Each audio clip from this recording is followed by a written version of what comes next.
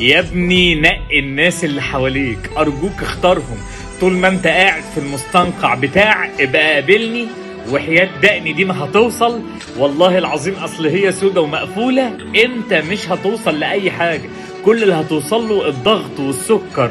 وعايز اقول لك بقى، ما انتش هتبقى طايق نفسك وهيبقى عندك نظرة سوداوية سودة. انا عارف الحياة صعبة، الحياة مليانة ضغوط، بس عشان تقدر تتكيف وتعيش مع الحياة لازم تختار الناس اللي حواليك.